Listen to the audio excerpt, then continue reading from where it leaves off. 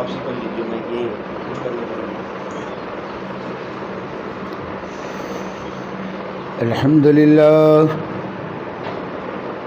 अल्हम्दुलिल्लाह नहमदुहु व नस्तईनुहु व नस्तगफिरुहु व नु'मिनु बिही व नतवक्कलु अलैहि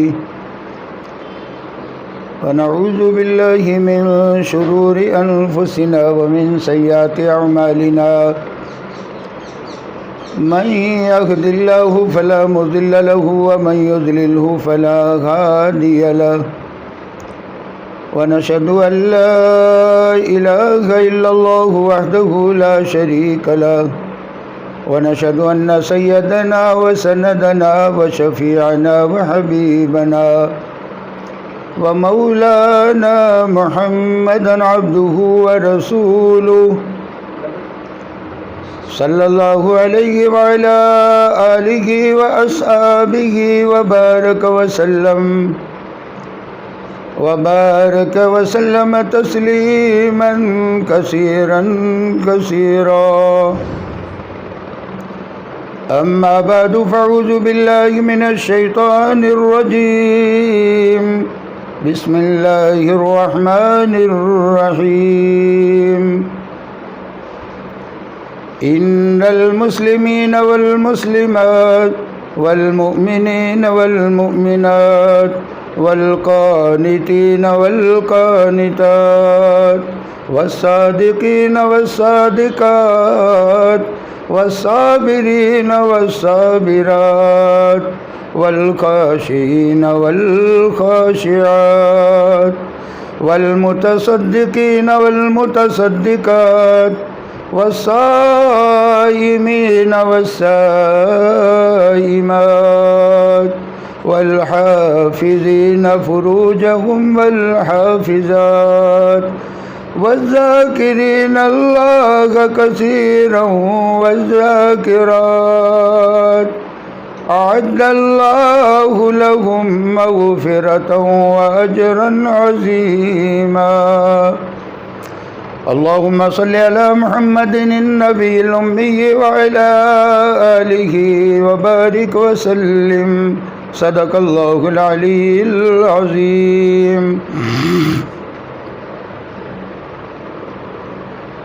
मेरी अज़ीज़ माँ बहनों, अल्लाह रब्बुल इज़्ज़त का बहुत बड़ा एहसान है कि अल्लाह पाक ने हमें ईमान की दौलत अता की है।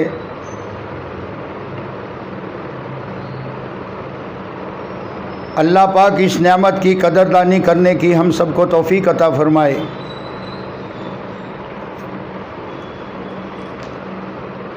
मेरी अज़ीज़ माँ बहनों, हर किस्म की फैसिलिटी के साथ जो मकान होता है उसको भी मकान कहा जाता है, और सिर्फ चार दीवारी हो और घर में कोई फैसिलिटी न हो तो उसको भी घर कहा जाता है। लेकिन दोनों में बहुत बड़ा फ़र्क है।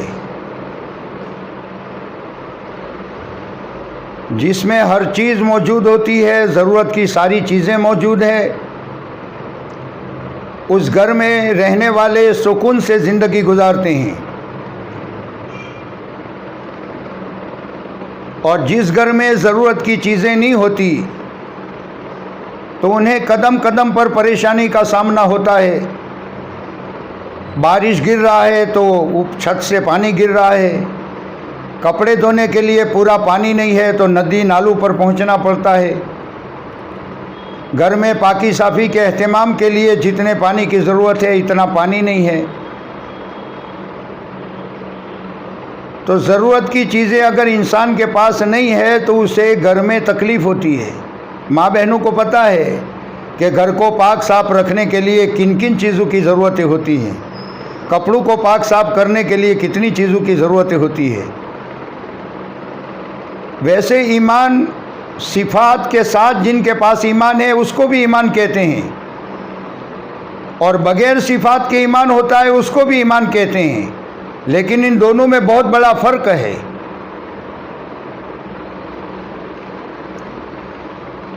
सिर्फ ईमान किसी के पास है, ईमान नाम है ला इलाहा इल्लल्लाह मुहम्मदुर रसूलुल्लाह सल्लल्लाहु अलैहि वसल्लम, ज़ुबान से कहना और दिल से उसका यकीन करना। और गुजराती में ईमान कहते हैं अल्लाह को अपना माबूद मानना, जनाब रसूलुल्लाह सल्लल्लाहु अलैहि वसल्लम को नबी आखिरुज़्ज़मान मानना। अरबी में ईमान के अल्फाज है अशहदु अल्ला इलाहा इल्लल्लाह व अशहदु अन्न मुहम्मदन अब्दुहु व रसूलुहु, जो अत्तहियात में आखिर में पढ़ते हैं। ये ईमान कहने के एतबार से बहुत मुख्तसर है, शॉर्ट है, लेकिन यूँ ये बहुत बड़ी मेहनत का नाम है और जितनी मेहनत की जाती है उसके मुताबिक उसका फ़ायदा भी इंसान को मैसर होता है।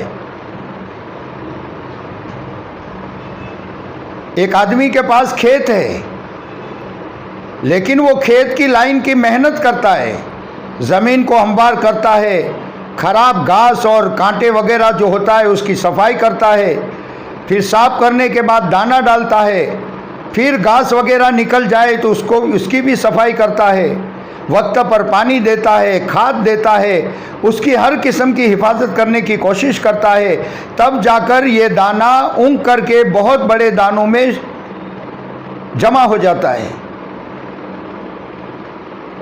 लेकिन खेत को बुरा करने के लिए मेहनत नहीं है,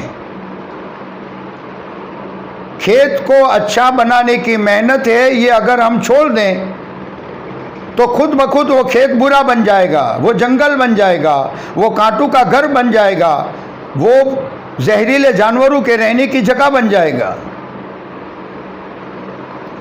बिल्कुल वैसे ही मेरी माँ बहनों, ईमान की मेहनत है कि ईमान की मेहनत अगर हमारी ज़िंदगी में होती रही, नमाजों की पाबंदी होती रही, कुरान की तिलावत होती रही, सुबह शाम की तस्बीहात की पाबंदी होती रही, और हर नेक काम जो हमारे सामने आया, बारी बारी 3 दिन अल्लाह के रास्ते में अपने खाविन के साथ निकल गए या अपने भाई के साथ निकल गए, तो ये ईमान पर एक किस्म की मेहनत है।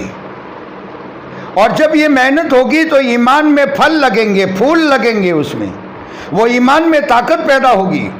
ये ईमान कभी झूठ बोलने नहीं देगा, ये ईमान धोखा देने नहीं देगा, ये ईमान किसी का नुकसान करने नहीं देगा।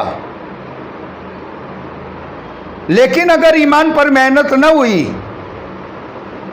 तो मेहनत छोड़ देने की वजह से ईमान की खेतियों में कांटे और जहरीले जानवर पैदा हो जाते हैं। ईमान पर मेहनत नहीं होगी तो फिर दुश्मनी का कांटा दिल में ऊँगेगा, हसद का कांटा निकलेगा, तकब्बुर और बुग़्ज़ और इनाद और दुश्मनियों के कांटे अंदर ऊँगेंगे, इसलिए कि उस पर मेहनत नहीं हो रही। जैसे आपका मकान है, इस मकान को मकान के लायक रहने के लिए कितनी मेहनत करनी पड़ती है। सुबह से शाम तक माँ बहनें इस मकान के पीछे लगी रहती है, कितनी मेहनत। अगर इसका हिसाब कराओगे तो रजिस्टर भर जाएंगे, लेकिन आपकी मेहनतें पूरी नहीं होगी। तब जाके मकान इंसानों के बैठने के लायक रहता है, मसल्ला बिछाकर नमाज पढ़ने के लायक रहता है, घर में बैठकर कोने में अल्लाह अल्लाह का जिक्र करने के लायक वो मकान रहता है। लेकिन अगर मेहनत छोड़ दें, मेहनत छोड़ देंगे फिर क्या होगा? जब मेहनत छूटेगी तो फिर मकान रहने के काबिल नहीं होगा, हम खुद मकान मालिक उसमें नहीं रह सकेंगे, इसलिए कि रहने के वो काबिल रहा ही नहीं है। इसको अच्छा बनाने की जो मेहनत करनी चाहिए थी वो हमने नहीं की। तो वैसे मेरी माँ बहनों, अपने ईमान पर मेहनत, अपने घराने पर मेहनत। घराने में खाविंद भी है, अगर भाई बाप के साथ रहते हैं तो बाप है, भाई है, और अपनी बहनें हैं, अपनी वालिदा है, अपनी खाला और फूफिया है, इन पर ईमान की मेहनतें करनी। और अगर खाविन के साथ आप रहती हैं तो आपके जवान बेटे हैं, जवान बेटियां हैं और आपके ससुराल वाले रिश्तेदार हैं, इन सब की जिम्मेदारी हम पर है और इन सब पर हमें मेहनत करनी। कुरान में सिर्फ मर्दों को अल्लाह ने हुक्म नहीं दिया, मैंने जो कुरान पाक की आयत तिलावत की है वहां हर काम में मर्द के साथ अल्लाह औरत का जिक्र कर रहे हैं। इन्नल मुस्लिमीन वल मुस्लिमात, मुसलमान मर्द और मुसलमान औरतें, वल मोमिनीन वल मोमिनात, ईमान वाले मर्द और ईमान वाली औरतें। जहां कहीं भी मर्दों का हुक्म हो रहा है कुरान में, उसी के साथ अल्लाह पाक ने मस्तूरात को और औरत का जिक्र भी किया है। इसीलिए तो मर्द का ईमान और औरत का ईमान दोनों यकसा है, अगरचे दोनों की जिम्मेदारियां अलग अलग है। मर्द की जिम्मेदारी है बाहर रहकर कमाना और औरत की जिम्मेदारी है घर में पर्दे में रहकर घर की ज़रूरतों को पूरा करना। लेकिन ईमान में दोनों बराबर है, ईमान दोनों का एक ही किस्म का है। और जितनी ज़्यादा मेहनत की जाएगी ईमान में इतनी खूबियां पैदा होती चली जाएगी। और जब बहुत ज़्यादा खूबी पैदा होगी तो फिर दुनिया वाले की अकल में ये बात नहीं आएगी कि ये कैसे हो रहा है। तो दुनिया वाले कह रहे हैं कि भाई ये तो वली है, ये तो करामतें सरजद हो रही है। ये करामतें ईमान पर मेहनत के बाद आती है। जब ईमान पर हम मेहनत करेंगे और हमारे घरों में बच्चों पर मेहनत होगी, हमारी जवान बेटियों पर मेहनत होगी और मर्दों को बारी बारी अल्लाह के रास्ते में भेजने का निज़ाम आएगा, अपने घरों में कुरान की तिलावतें जिंदा होगी, नमाज जिंदा होगी, अपने घरों में तालीम जिंदा होगी, तो फिर हमारा घर खूबियों का ठिकाना बनेगा और हमारे घर में खूबियां पैदा होना शुरू हो जाएगी। फिर औलाद नाफरमान नहीं बन सकती, औलाद माँ बाप की नाफरमान कभी नहीं बन सकती, इसलिए कि इन्होंने दीन पर मेहनत की है, ईमान पर मेहनत करके अपने अंदर खूबियां पैदा कर ली। और अगर ये मेहनत नहीं हुई तो फिर माँ बाप जब बड़ी उम्र के हो जाएंगे तो ये औलाद के सर का दर्द होंगे, वो बर्दाश्त नहीं करेगा बूढ़े माँ बाप को। अल्लाह का शुक्र है कि हमारा मुल्क है, उसमें माँ बाप की कुछ ना कुछ कदर कीमत है। वरना यूरोप के मुल्कों में जहाँ मैं जाकर आया हूँ कि जब माँ बाप बूढ़े हो जाएं तो इनको ओल्ड होम में रख दिया जाता है, इनको कोई संभालने वाला नहीं होता। लेकिन ये दीन की खूबसूरती है, ये ईमान की खूबसूरती है कि इसने औलाद को ताबेदार बनाया और मौत तक वो उसके पीछे लगे रहीं। और कितनी बड़ी खूबी की चीज़, माँ बाप की खिदमत कोई छोटी मोटी इबादत नहीं है। हमारे दो माँ बाप हैं, एक तो वो माँ बाप जो ओरिजिनल हमारे माँ बाप है और दूसरे माँ बाप हमारे सास ससुर है, वो भी हमारे माँ बाप हैं। इन्होंने कोई अपनी जवान बेटी को और अपने दिल के और जिगर के टुकड़े को निकालकर अगर हमारे हवाले किया है तो इसका मतलब ये नहीं है कि कोई लेने वाला नहीं था तो हमारे हवाले हुई है, बल्कि बड़े अरमानों से पाल पोसकर जिसको बड़ा किया था, इसको इन्होंने एक ईमानी निस्बत पर, एक निकाह के ताल्लुक की बुनियाद पर बेटी निकालकर हमारे हवाले कर दी है। कितनी बड़ी कुर्बानी उस जवान बेटी की है कि जिस घर में उसने ज़िंदगी गुजारी है, बचपना गुजारा, जिस घर में जवान हुई है, जिस घर की एक एक चीज़ से उसे प्यार और मोहब्बत है, लेकिन एक अल्लाह के दीन का हुक्म और जनाबी रसूलुल्लाह सल्लल्लाहु अलैहि वसल्लम की एक सुन्नत निकाह की अदा करने के लिए वो अब बचपन से जिन चीज़ों को अपना समझ रही थी वो सारा ये बैक वक्त छोड़कर पराए घर में और दूसरे घर में जाकर अपनी ज़िंदगी आबाद करती है। ये बहुत बड़ी कुर्बानियाँ है। और अगर किसी की बेटी को लाकर हमने इज्जत नहीं दी है, उसको मोहब्बतें नहीं दी है, तो क़यामत के दिन अल्लाह के यहाँ हिसाब व किताब में हम बच नहीं सकेंगे। हमारी औलाद और हमारी हकीकी बेटी पर अगर किसी किस्म का जुल्म हो जाए तो हम बर्दाश्त नहीं कर सकते। वैसे किसी की बेटी जो हम लाए हैं अगर उसका भी हक अदा न हुआ तो फिर हमें भी वो बर्दाश्त नहीं होना चाहिए। और घरों में आकर मोहब्बतों का निज़ाम बनेगा ईमान पर। दुनिया की कोई भी टेक्नोलॉजी ऐसी आपको नहीं मिलेगी जो सास और बहू के बीच में मोहब्बत पैदा कर दें, खाविंद और बीवी के बीच में मोहब्बत पैदा कर दें, जेठ और नंद और सास जो भी साथ में रहते हैं इनमें मोहब्बतें पैदा करने के लिए दुनिया में कोई दवाइयाँ और कोई टेक्नोलॉजी किसी के पास नहीं है। अगर है तो वो मज़हब इस्लाम के पास है, कि मज़हब इस्लाम के पास ऐसा प्यारा और ऐसा सुनहरा दीन है कि इस दीन के अहकामों को अगर हम पाबंदी करना शुरू कर दें तो वो सारी भलाइयाँ हमें सिखला देगी। सहाबा किराम के दौर में आपस में कितनी खतरनाक दुश्मनियाँ थी।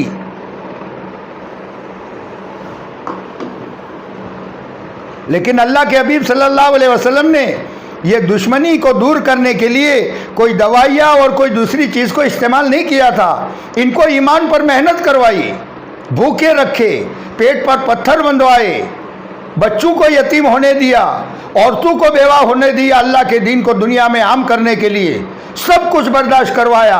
और जब बर्दाश्त हुआ तो ईमान कैसा बन गया। सहाबिया औरतों के वाक़यात आप सुनोगे मेरी माँ बहनों, तो आपको ऐसा होगा कि ऐसी भी हिम्मत वाली दुनिया में औरतें हुई हैं जो अल्लाह के दीन को बुलंद करने के लिए मर्दों के शाना बशाना अपने पास की चीज़ों को उठाकर वो मैदान में जाया करती थी। अल्लाह ने वो दिलेरी अता की थी। सबसे पहले इस सरजमीन पर और इस उम्मत की हिफाजत के खातिर और इस उम्मत की तरक्की के खातिर सबसे पहली अल्लाह के रसूल सल्लल्लाहु अलैहि वसल्लम के ज़माने में अगर किसी ने शहादत दी है तो वो हज़रत सुमैया रज़ी अल्लाह तआला अन्हा है। सबसे पहले औरत ने अपनी जान कुर्बान की है। हज़रत ज़िन्नीरा रज़ी अल्लाह तआला अन्हा एक सहाबी है। वो अबू जहल की घर की खादिमा थी, काम करती थी। इनके पास ईमान की दावत पहुंच गई। सहाबा किराम तो हर दरख्त के नीचे, हर पहाड़ के नीचे अल्लाह के दीन की दावत और मेहनतों के लिए मेहनतें करते थे अल्लाह के दीन को फैलाने की। ये हज़रत ज़िन्नीरा रज़ी अल्लाह तआला अन्हा के पास भी बात पहुंच गई और इनको समझ में आ गया कि कामयाबी इसी ईमान में है। इन्होंने ईमान कबूल कर लिया, लेकिन काम कर रही है ईमान वालों के दुश्मन के यहाँ वो नौकरानी है और खादिमा है अबू जहल के घर पर। अब जब ईमान इंसान के दिल में आता है और ईमान पर जब मेहनत होती है तो ईमान वाले का बोल बदलता है, उसका देखना बदलता है, उसका चलना उठना फिरना सब में चेंजिंग आता है। क्योंकि अब पहले वो अपनी मर्जी से जीता था, अब ईमान कबूल करने के बाद अब वो अल्लाह और उसके रसूल सल्लल्लाहु अलैहि वसल्लम की मर्जी पर जीने पर आती है। अब उसका बोल बदल रहा है।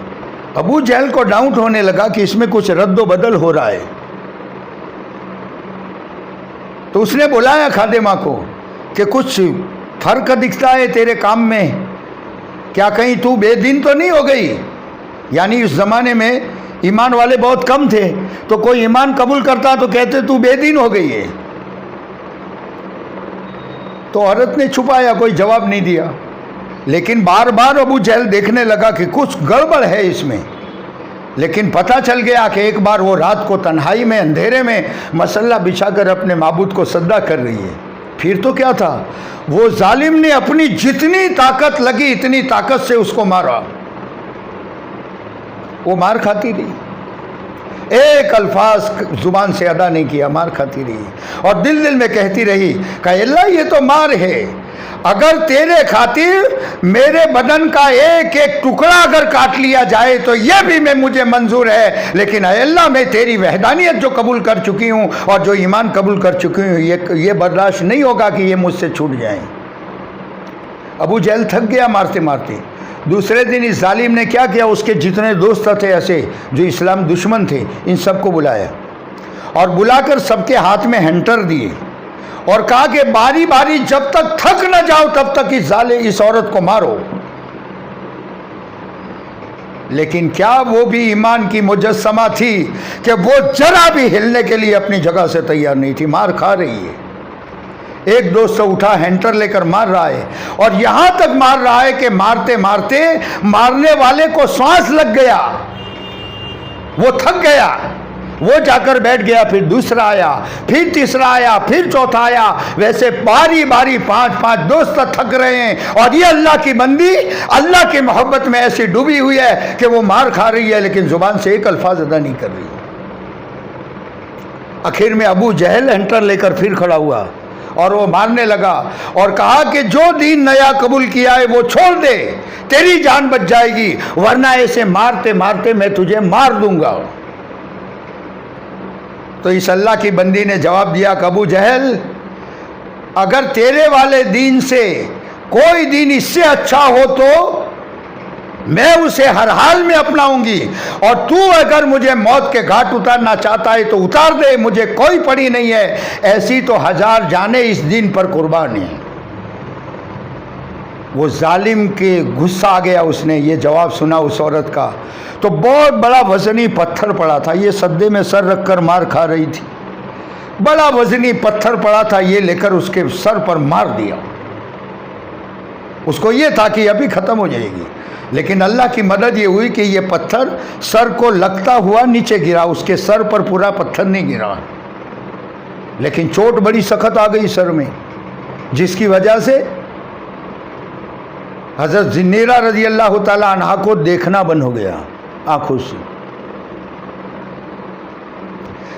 अब जब ये अंधी बीनाई चली गई और अंधी हो गई तो अबू जहल और उसके सतुंगड़े आपस में तालियां लेकर के मजाक कर रहे हैं, देखा हमारे माबूद ने इसको अंधा कर दिया। हमारे माबूद को ये बुरा भला कह रही थी, लात और उज़्ज़ा को बुरा भला कह रही थी, हमारे माबूद ने उसको अंधा कर दिया है। बस ये ईमान पर वार आ गया ना, ये इनके ताने से ये जोश में आ गई और आकर फिर सद्दे में लहूलुहान बदने और सद्दे में सर रखकर कह रही है, अल्लाह अभी तक उसने मुझे मारा है और इतना सताया है, मैंने एक बार भी तेरे सामने शिकायत नहीं की है, लेकिन अब ये जो मजाक कर रहे हैं अल्लाह वो तेरी मजाक कर रहे हैं और मेरे दीन की और मेरे ईमान की मजाक कर रहे हैं कि मेरी बीनाई इनके माबूद ने ले ली है। अल्लाह इन जालिमों पर हक को साबित कर दे, बीनाई देने वाला पहले भी तू था, मेरी बीनाई लेने वाला भी तू है। अल्लाह मेरी मांग है तुझसे कि तू मुझे बीनाई वापस दे दे। अभी तो सद्दे से सर नहीं उठाया था कि अल्लाह ने देखने की ताकत फिर अता कर दी थी।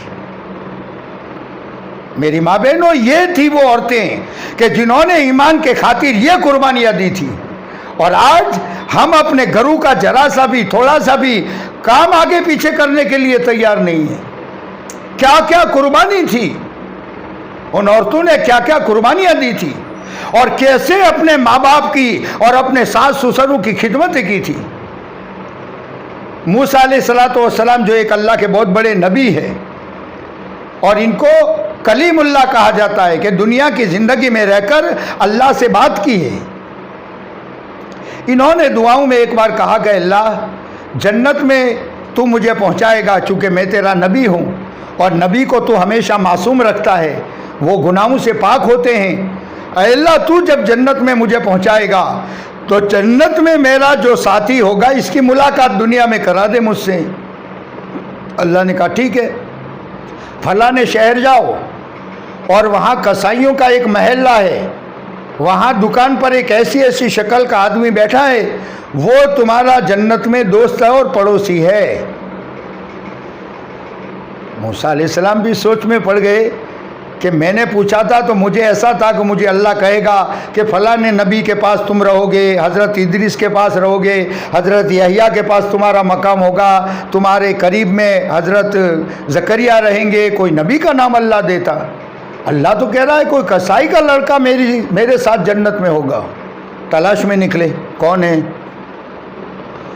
तलाश करते करते वो शहर पहुँचे, कसाई के महलों में पहुँचे और जो निशान बतलाया था वो निशान के मुताबिक दुकान पर गए तो देखा कि एक आदमी गोश्त काट रहा है और कस्टमर को दे रहा है। वो वहाँ जाकर बैठ गए। अब वो पहचानता नहीं था कि ये मूसा अलैहिस्सलाम है। तो मूसा अलैहिस्सलाम ने कहा कि भाई मैं तुझसे कुछ बात करना चाहता हूँ। तो कहा भी थोड़ी देर बैठो यहाँ, मेरा ये सब काम निमट जाता है फिर मैं आपके साथ बैठता हूँ। दुकान का काम निपटाया, फिर थोड़ा सा गोश्त वगैरह अपनी जिम्बिल में डाला और कंधे लटका कर चलना शुरू हुआ और मूसा अलैहिस्सलाम को कहा चलो साथ। इनको लेकर अपने घर गया और जाकर मूसा अलैहिस्सलाम को एक किनारे बिठाया, कहा थोड़ी देर बैठो, एक थोड़ा सा मेरा काम है निपटा के मैं आकर आपसे मिलता हूँ। वो किचन में गया और कुछ थोड़ा सा हलवे जैसा पकाया किचन में, और फिर घर में एक पिंजरे जैसा कुछ लटका हुआ था उसको उतारा इसने। तो देखा कि एक ज़ईफ औरत है जिसकी ये भवें वगैरह भी सफ़ेद हो गई है और रुई में लपेट कर उसने अंदर रखा हुआ था।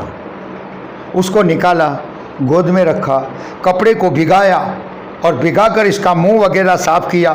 फिर वो हलवे जैसा कुछ खाना बनाया था, वो थोड़ा थोड़ा थोड़ा करके जैसे छोटे बच्चे को खिलाते हैं वैसे खिलाया और फिर कपड़े से मुंह साफ़ किया, फिर रुई में लपेटा और वो पिंजरे में रखने जा रही थी। मूसा अलैहिस्सलाम ने दूर बैठकर देखा कि ये औरत कुछ होठ हिला रही है। मूसा अलैहिस्सलाम वहाँ से फौरन उठे और उठकर इस बूढ़ी औरत के मुंह के पास कान कर लिया कि क्या बोल रही है मैं सुनूं। इतनी ज़ईफ़ा थी, 100 साल से ऊपर की ज़्यादा उम्र थी। पता नहीं, किताबों में नहीं लिखा कि उसकी उम्र कितनी थी, लेकिन बहुत ज़ईफ़ा थी, हड्डियाँ रह गई थी बदन में, बस और कुछ नहीं था। तो मूसा अलैहिस्सलाम फरमा रहे हैं कि मैंने कान लगाया तो वो आहिस्ता से होठ हिलाकर यूँ कह रही थी कि अल्लाह मेरा बेटा मेरा बहुत फरमाबरदार है और मेरी बड़ी खिदमत करता है, अल्लाह क़यामत के दिन उसको मूसा अलैहिस्सलाम के पास जगह देना। ये औरत दुआ कर रही थी। मूसा अलैहिस्सलाम ने ये औरत की दुआ खुद सुनी और यहाँ मूसा अलैहिस्सलाम को खुद अल्लाह ने बताया था कि ये तुम्हारा पड़ोसी है। मालूम हुआ कि माँ की खिदमत ने उस जवान बेटे को मूसा अलैहिस्सलाम की बराबरी में जन्नत में जगह अता कर दी। कई किताबों में नहीं मिलेगा कि नमाज पढ़ने से नबी के बराबर हो गया, रोज़ा रखने से नबी के बराबर हो गया, ज़कात और हज करने से नबी के बराबर हो गया, इबादतें करने से नबी के बराबर हो गया, कहीं नहीं मिलेगा किताबों में। अलबत्ता ये मिल रहा है कि माँ की खिदमत को जान लगाकर, जान की कुर्बानियाँ देकर माँ बाप की खिदमत करने वालों को अल्लाह ने नबियों के साथ जगह दी है। ये बातें मेरी माँ बहनों, औलाद पर जब मेहनत होगी और हमारे घरों में औलाद के पास दीनदारी आएगी और वो बारी बारी अल्लाह के रास्ते में जाएंगे तो वो तुम्हारे सर का दर्द नहीं बनेंगे बल्कि तुम्हारे खादिम बनेंगे, तुम्हारे फरमाबरदार बनेंगे। और अगर ये मेहनत नहीं की गई तो आजकल का दौर देखा जा रहा है, बूढ़े माँ बापों को धक्के देकर अपने घरों से निकाला जा रहा है। हमारे जहाँ मैं पहले रहता था बाहर मुल्क में, तो वहाँ हमारे करीब में एक चचा रहते थे, वो ईमान वाले थे। एक बार इन्होंने बच्चे को भेजा कि मौलाना को बुलाओ, कुछ काम है। मैं वहाँ गया तो मुझे इन्होंने बिठाया और बिठाकर यूँ कहा कि मौलाना बस एक तकलीफ़ के लिए आपको बुलाया। मैंने कहा क्या हुआ? तो कहा जवान बेटा है, उसकी शादी मैंने कर ली है, अभी 6 माह हुए हैं। अब उसकी बीवी उसको यूँ कह रही है कि तेरा बाप बुढ़ापे में खांस रहा है और मुझे नींद नहीं आती, या तो मुझे अलग कर दे या अपने घर से इस बूढ़े को निकाल दे। बताओ मैं क्या करूं? तो मैंने कहा अब पछताने से क्या होगा बुढ़ापे में, जब आपके हाथ में सब कुछ था और ये बच्चा आपके कहने पर खड़ा हो जाता था और ये बच्चा आपको पूछकर हर काम करता था। उस वक्त आपने उसको बाज़ारों में भेजा, उस वक्त आपने पैसे कमाने भेजा, उस वक्त उसको कारोबार करने भेजा, उस वक्त उसको अपना ईमान बनाने पर आपने नहीं डाला। अगर उस वक्त डाला होता तो आज ये माहौल ना होता जो आपके घर में है। ये तो आपका किया कराया है। तो कहा मौलाना बेटे को तो डॉक्टर बना दिया है। मैंने कहा बस डॉक्टर बन जाए, मज़हब इनकार नहीं करता, लेकिन मज़हब कहता है पहले दीनदार बने फिर डॉक्टर बने, दीनदार बने फिर वकील बने, दीनदार बने फिर मैजिस्ट्रेट बने, जो भी बनना हो दुनिया का बने, लेकिन दीनदार पहले बने। इसीलिए मेरी माँ बहनों, आपसे गुजारिश है, ज़्यादा वक्त नहीं है, मुझे बात ख़त्म करनी है। बात यह है कि अपने घरों में दीन की फ़िक्रें करो, अपने जवानों को घर घर, अपनी औलादों को अल्लाह के रास्ते में भेजो। अगर कारोबार में मशगूल है तो बारी बारी कोई निज़ाम बनाकर अपने खाविन को भेजो। मैं वल्लाह कह रहा हूँ, खुदा आपके घरों को हिफाजत में रखे। लेकिन अगर घर में किसी किस्म की परेशानी आ गई तो याद रखना, आपने अपने खाविन को नमाज में भेजा होगा, अल्लाह के रास्ते में दीन की मेहनतों के लिए भेजा होगा, इज्तिमाओं में और दीन के नेक कामों में भेजा होगा। ये काम आपके लिए आड़ बन जाएंगे और आपकी तकालीफों से बचने का ये ज़रिया बन जाएंगे। अल्लाह हिफाजत कर देगा। अल्लाह के रसूल सल्लल्लाहु अलैहि वसल्लम फरमाते हैं कि अल्लाह यूँ हदीस कुदसी में फरमाता है कि जब बंदे पर कोई आजमाइश आती है तो वो मुझे पुकारता है, बीमारी आती है, तकलीफ़ आती है, परेशानी आती है, तो वो कहता है या अल्लाह मेरी तकलीफ़ दूर कर दे, लेकिन इसकी आवाज़ मुझ तक नहीं पहुँचती। इसलिए कि जब राहत के दिन थे तब वो मुझे पुकारा नहीं करता था, राहत के दिनों में तो मुझे भूल कर बैठा था। दुनिया में भी होता है, रिश्तेदार है, बड़ा मजबूत रिश्तेदार है, दुनिया में हर एतबार से मजबूत है। कभी कोई तकलीफ आ गई और उसका सहारा लेने जाओगे तो वो कहेगा कि कभी याद किया हमको, कभी हमसे पूछा कुछ। मालिकुल मुल्क भी कहता है कि जब नेमतें मैंने अता की, जवान बेटे दिए, जवान बेटियां दी, जवान बिल्कुल ताकत वाला खाविंद अता किया और बरकत वाला कारोबार अता किया, तब तो तूने सद्दे में सर रखकर मेरे सामने नेमतों का शुक्र अदा नहीं किया था। और अब जब नेकी न करने की वजह से तेरी पकड़ शुरू हो गई तो अब तू रो रही है और चिल्ला रही है, ये कैसे मुमकिन होगा? तो मेरी माँ बहनों, आपके पास तो बड़ा कीमती सरमाया अल्लाह ने दिया है। आप घर में तय कर लेते हैं कि मेरे घर में फर्नीचर आ जाए, कुछ महीनों में आपके घर में फर्नीचर आ जाता है। आप चाहती है मेरा लिबास ऐसा आ जाना चाहिए, वो आ जाता है।